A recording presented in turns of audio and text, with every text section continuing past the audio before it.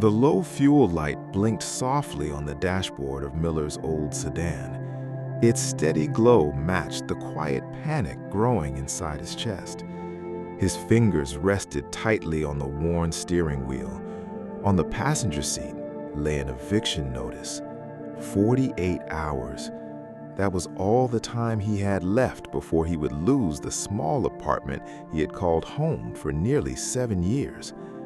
He let out a slow breath. The paper wasn't just an eviction notice. To him, it felt like proof that he had failed. Every extra shift, every sleepless night, every promise that things would get better. Somehow, none of it had been enough. Outside, light rain tapped gently against the windshield. The world beyond the glass looked blurry, almost as uncertain as the future waiting for him. As the tires rolled onto the narrow gravel road leading through the pine forest, Miller noticed a warm light glowing between the trees. Club Hearth. People in town rarely spoke about the place loudly. Instead, they mentioned it almost like an old family secret. Whenever life became too heavy, whenever someone reached the end of hope, they found themselves here, and somehow they always left carrying something much greater than they had arrived with. Miller didn't believe stories like that. He wasn't looking for wisdom. He wasn't searching for peace. He needed money, nothing else. The rain eased as he parked beside the old timber lodge. For a moment, he stayed inside the car. His eyes drifted back to the eviction notice, then to the nearly empty fuel gauge. He quietly whispered to himself, "I don't know what else to do." Finally, he stepped out into the cool evening air. The wooden porch creaked beneath his boots. When he pushed open the heavy oak door, warmth greeted him immediately. The scent of pine wood and burning cedar filled the room. A large stone fireplace glowed softly near the center of the lodge. Several neighbors sat nearby holding warm mugs of coffee. No one seemed to be in a hurry. No one spoke loudly. It felt like the outside world simply couldn't reach this place. Standing near the fireplace was Grandpa Joe. His faded blue flannel shirt was rolled neatly to his elbows. His short white hair reflected the dancing firelight. Deep lines covered his weathered face, but his calm blue eyes held a quiet kindness that made people feel seen. Before Miller could speak, Grandpa Joe smiled. "Good evening, son." The simple greeting almost caught Miller off guard. No one had called him son in years. His carefully built walls began to crack. "I'm in trouble. My landlord has evicted me. I've tried everything. I don't know where else to go." The room remained silent. No one judged him. No one looked away.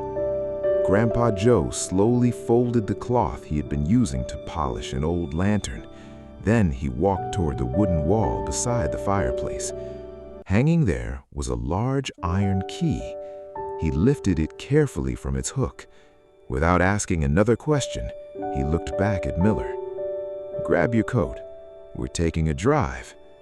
Miller frowned. "A drive? I thought—" He hesitated. "I thought maybe you knew someone who could lend me money." Grandpa Joe smiled gently. "Perhaps, or perhaps, I know someone who can give you something even more valuable."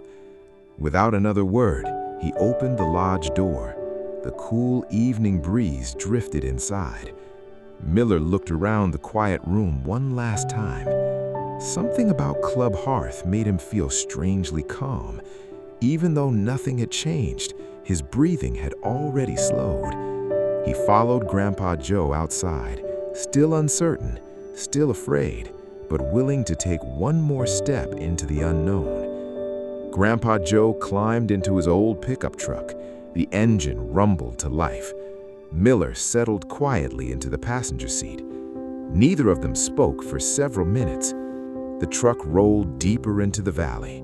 The paved road slowly disappeared beneath rough gravel. Soon, even the gravel gave way to muddy tracks winding through towering pine trees. The forest grew darker with every mile. Branches swayed gently overhead. The fading afternoon light barely reached the ground. Miller glanced at the dashboard clock. Time was slipping away. His eviction notice, the unpaid bills, the uncertainty waiting back home, they all rushed back into his thoughts. Finally, he broke the silence. "Joe, where are we going?"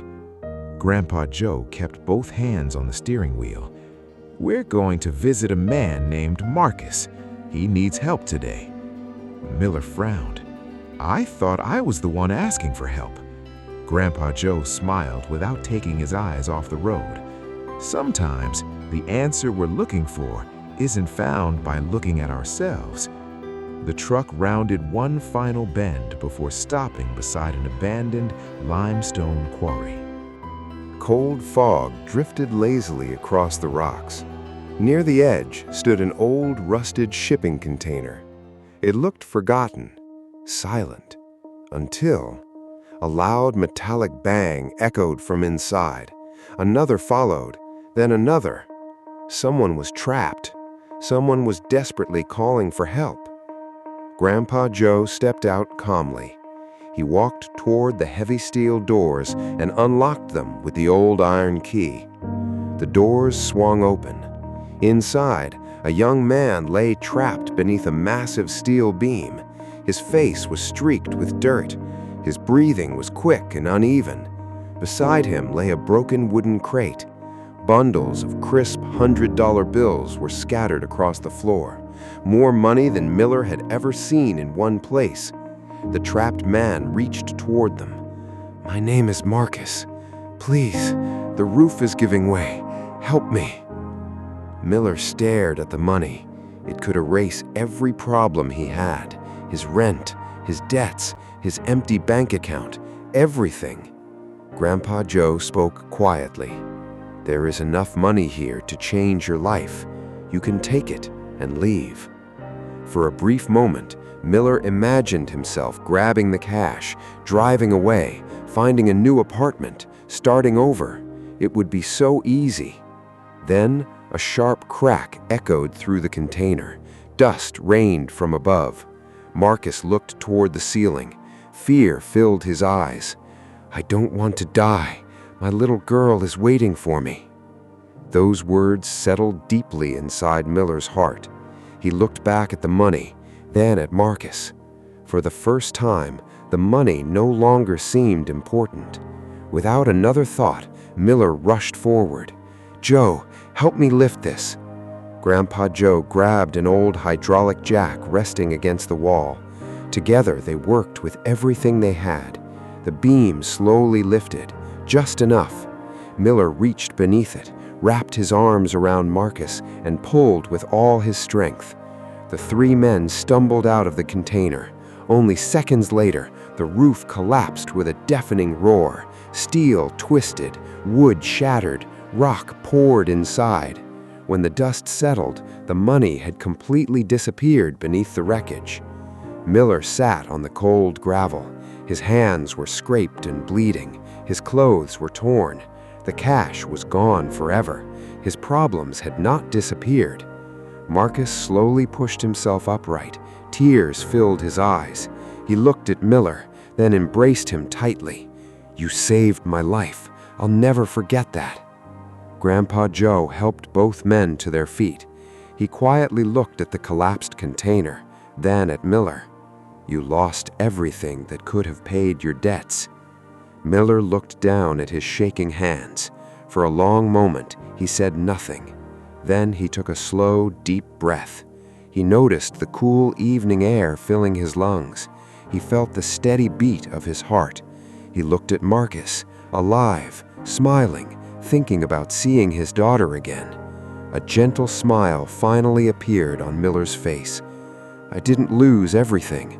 I still can walk. I still can breathe. I still have another sunrise waiting for me." Grandpa Joe rested a warm hand on his shoulder. That is the lesson of Club Hearth. We spend so much of life counting what is missing that we forget to count what has quietly stayed with us. Health, hope, the chance to love, the chance to begin again. Gratitude doesn't come after life becomes perfect. It begins the moment you realize how much you already have. The drive back to Club Hearth was peaceful. Neither man felt the need to fill the silence. Sometimes silence carried more wisdom than words ever could. Back at the lodge, Miller climbed into his old sedan. The eviction notice still rested on the passenger seat. Nothing about his circumstances had changed. Tomorrow would still be difficult.